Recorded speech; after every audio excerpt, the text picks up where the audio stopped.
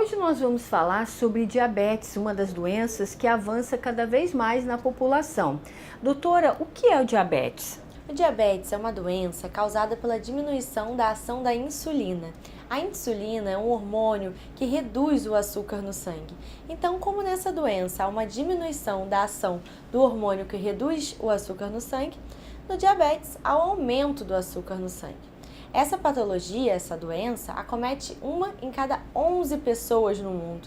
E em torno de 50% dessas pessoas não sabe que é diabética, porque na grande maioria das vezes a doença é completamente assintomática, ou seja, sem sintomas. Como fazer o diagnóstico? A gente faz o diagnóstico através de um exame de sangue. Então você pode aferir a glicemia de jejum, que é aquele exame que vê o açúcar, depois de você ficar em jejum. Se ele tiver igual ou maior em duas situações a 126, você recebe o diagnóstico de diabetes. A gente também pode avaliar a hemoglobina glicada, que é uma alteração, na verdade é um exame que vê como é que foi a variação do seu açúcar nos últimos 3 meses. Se ele tiver maior ou igual a 6,5, também dá o diagnóstico de diabetes. O que é diabetes tipo 1 e diabetes tipo 2? No diabetes tipo 1, que acomete geralmente crianças e adolescentes, essa alteração da insulina ocorre por causa de uma autodestruição das células pancreáticas. Então, por causa dessa autodestruição, diminui a insulina. Geralmente, as crianças cursam com uma perda de peso e a gente precisa usar insulina logo no início do tratamento. Mas existe também o diabetes tipo 2, que acometem geralmente adultos e idosos. Nesse caso, está relacionado ao aumento de peso, principalmente o aumento da gordura abdominal. Esse aumento da gordura abdominal gera uma situação, todo um estado inflamatório, e esse estado inflamatório aumenta a resistência do corpo à insulina.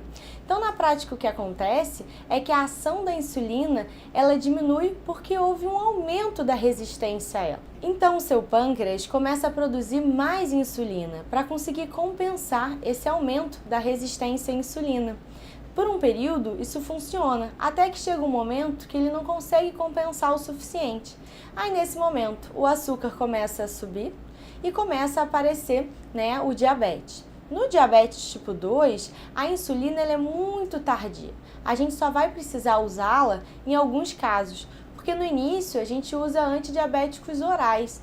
Então, o que é? São remédios que ou diminuem a resistência à insulina ou aumentam a produção endógena, ou seja, do próprio corpo de insulina. Quais são as causas e sintomas do diabetes? Na maioria das vezes, o diabetes é assintomático.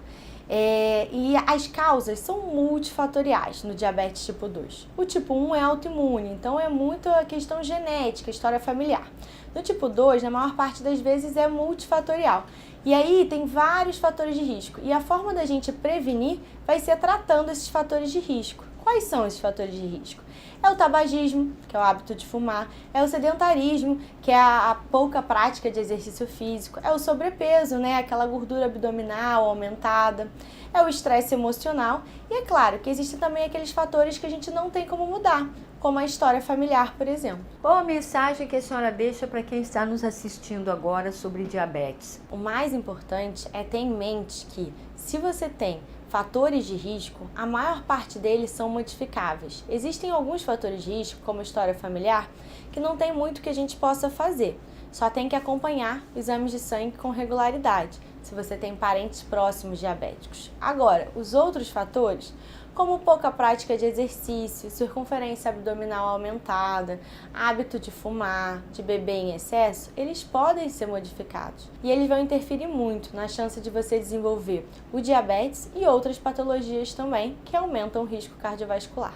Doutora, muito obrigada pela sua entrevista. Voltamos no próximo Momento Saúde. Até lá!